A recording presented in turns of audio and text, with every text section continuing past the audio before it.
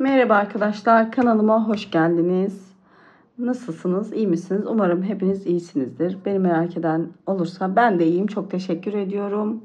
Bugün sizinle bir charm çalışacağız. Çanta süsü. Ben charm diye yeni moda oldu ama beni tanıyanlar ve Instagram sayfamdan takip edenler bilir. Zaten ben çantalarımda daha önce bu charmlar meşhur olmadan önce kendime has süslerim vardı. Yani buna çanta süsü, charm diyorlar. Ben de şimdi bir müşterim midye çanta istedi ama önüne dedi sizin yaptığınız kalplerden dedi bir süs yapar mısınız? Ben de tabii dedim yaparım. Bu kalpleri biliyorsunuz arkadaşlar. Sayfamda kalplerimin yapımı var. Açıklama kısmına videonun linkini bırakacağım. Oradan bakabilirsiniz. O yüzden kalbi tekrar anlatmıyorum. Aynı şekilde sadece burada tek renk çalıştım kalbi. Orada iki renkli. Şimdi şöyle 2 adet kalbimiz var. Bunu yaptık ve ütüledik. Birinin arkadaşlar en son yaparken ipini şöyle uzunca bir ip bıraktım. Şu en son videoda da göreceksiniz ip var. Arkaya çekiyoruz. Bu ipi şöyle uzunca bir ip bıraktım. Şimdi 2 tane normalde tekten de yapılabilirdi ama ben böyle dokulu dursun diye 2 taneden yapmayı tercih ettim. Şimdi arkadaşlar bu iki kalbimizi şu şekilde bir araya getireceğiz. Şimdi arkadaşlar 3,5 milim tığ kullanıyorum. Her zaman kullandığım tığ numarası bu açıkçası genellikle. Hani ip farklı olursa falan ya da çift katlı örmüyorsam bu oluyor. Şimdi şöyle de bir açık saman rengi gibi diyeyim. Nohut rengi diyen de var buna. Krem rengi de diyen var. Şöyle bir ipim var. Şimdi bunun etrafından bu renkle döneceğim arkadaşlar. Şöyle ikisini bakın. Arka kısmı ters gelecek şekilde. Bakın şöyle. Arka kısımları birbirine bakacak. Ve bunu bu şekilde şimdi bu etrafını sık iğne geçeceğim. Evet arkadaşlar şimdi şöyle ikisi dediğim gibi tersleri ön yüz birbirine bakacak şekilde koyuyoruz. Şimdi ben değişik bir renk iple yapacağım bunu. Siz aynı renkte yapabilirsiniz. Şu şekilde bakın arasına koydum ipimi. Şimdi bunu şu orta nokta var ya bakın şurada battığımız bu orta noktadan batırıyorum. Bakın karşıdakinin de aynı şekilde orta noktasından tığımı çıkaracağım. Şöyle ipimi tekrar dediğim gibi ortaya koyuyorum. Şimdi ipimi buradan alıyorum.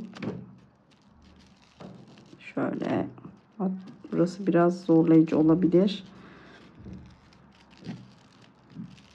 Bunu da ben ilk kez yapıyorum arkadaşlar. Bakalım nasıl olacak. Ben de size birlikte göreceğim görüntüyü. Şimdi arkadaşlar bakın. Buradan ipimi çıkardım ve artık şu iki kanatları hepsinin aynı şekilde şöyle sık iğne yapacağız. Bakın. Evet şimdi sık iğnelerimizi şöyle tekrarlıyoruz. Çok fazla elimizi sıkmayın burada. Şimdi arkadaşlar bu tepede şu köşeye dönerken kasmasın diye yine burada bir artışımız var. Bakın şu tepede yapacağım. Şimdi aynı noktaya tekrar batıyorum. Şöyle 1 2 3 4. sık iğneden sonra bir tane arttırdım. Şimdi arkadaşlar tekrar bir bakın burada zaten sık iğneler görünüyor tepede. 2 bakın. Şimdi hatta buraya bir tane daha arttırma yapacağım ki kalbim böyle kasmadan dönsün. Bu da dediğim gibi tamamen doğaçlama çalışıyorum bunda. Şimdi bakın şöyle kalbimizin her birini şöyle karşıda arka taraftakini de alarak şöyle dönüyorum arkadaşlar. Çok da burada hani sıkmayın ve elinizde düzeltmeye çalışın. İpinizi böyle düzgün dursun. Şimdi şurada uç noktalarda bir bakın şurada sivriliğimiz var. Arttırmamız var kalbin sivri noktasını oluşturan. Dediğim gibi kalp yapım videosunda da orayı göreceksiniz. O uca geldik şimdi. Şunu şuradan şöyle bir keseyim. Şimdi arkadaşlar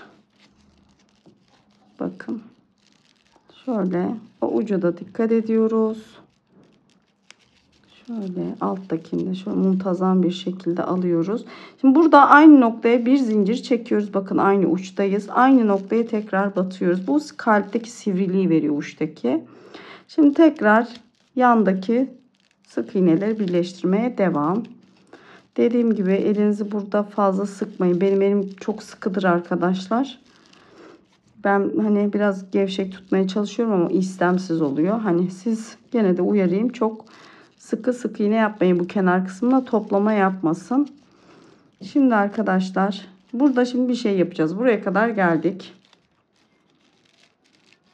Şimdi burada şu içine biraz şöyle formu tombik dursun diye şöyle iplerimiz var. Bakın kalmış iplerimden koyacağım ben. Sıkıştıracağım şöyle.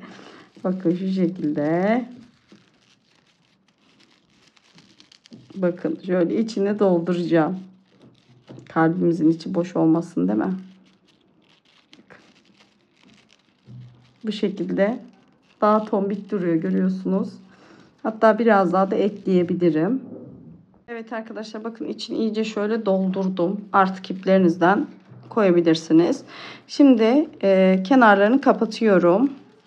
Bakın arkadaşlar bu karşıda arttırımlarımızı yapmıştık. Bakın 2 tane arttırım yapmıştık. Aynı şekilde burada da 2 tane arttırım yapacağız. Karşısına gelecek noktalara. Bakın. Şimdi arkadaşlar ilk arttırım sıramıza geldik. Karşı tarafla aynı olması gerekiyor. Çünkü bakın şurada hemen bu da karşısında ilk arttırımımızı yapıyoruz. Sonra ikinci arttırımımız var zaten. Bakın. Bundan sonra da bakın bir taneden sonra ikinci arttırımımızı da yapıyoruz.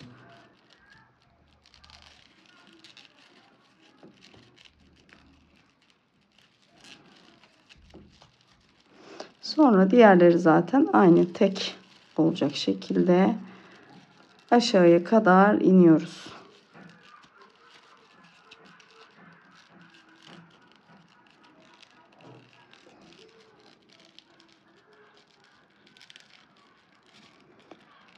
Tabi burası biraz zorlayıcı olabilir.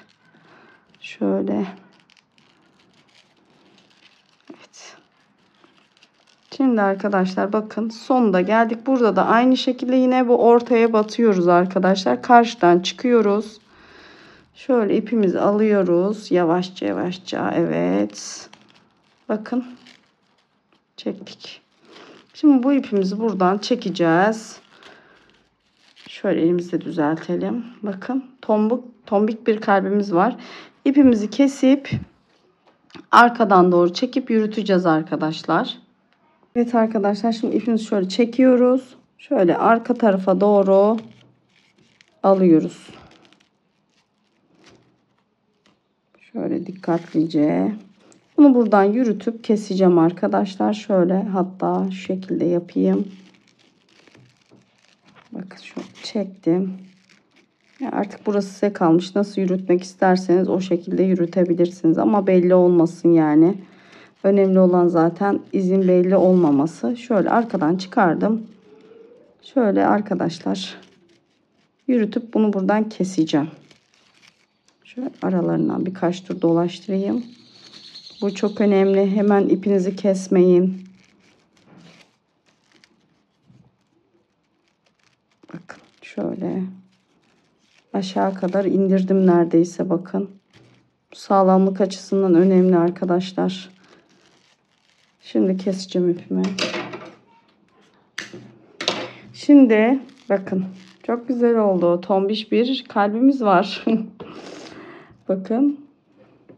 Şimdi şu ip bırakmıştık biliyorsunuz. Bir kalbin tekini yaptıktan sonra şimdi bununla askımızı çalışacağız arkadaşlar. Yani çantamıza bağlam yerini çalışacağız.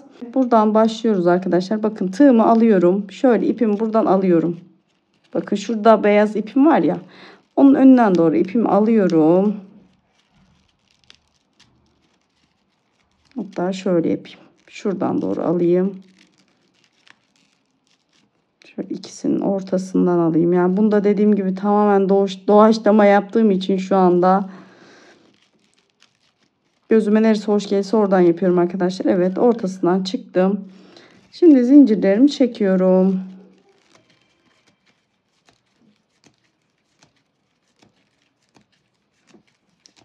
Ya istediğiniz boyutta çekebilirsiniz.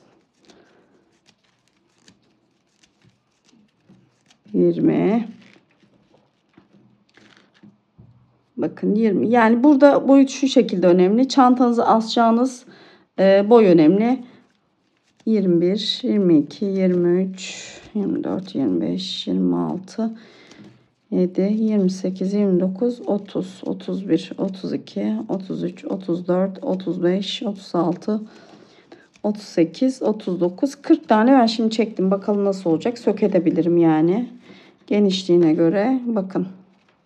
Şöyle çift yaptığım için ben.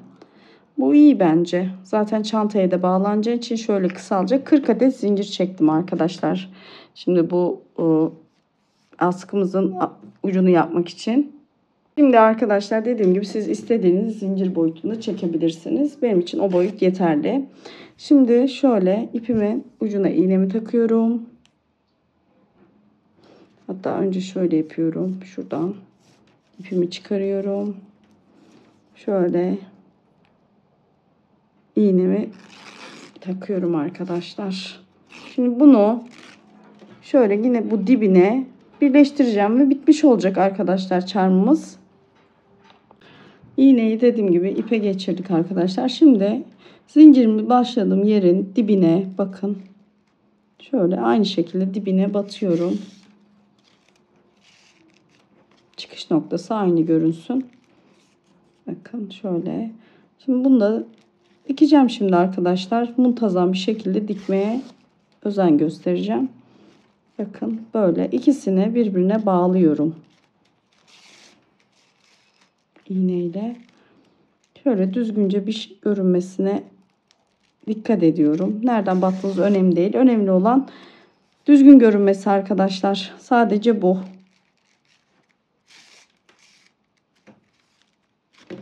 Şimdi arkadaşlar evet. Şöyle birkaç yerinden daha batıyorum. İpimi yürütüyorum ve keseceğim. Bu kadar işte. Çanta charmı dedikleri olay bu arkadaşlar. Bu da bana has oldu. Çünkü dediğim gibi bunu ben ilk kez yaptım. Hiçbir yerde de görmedim başka.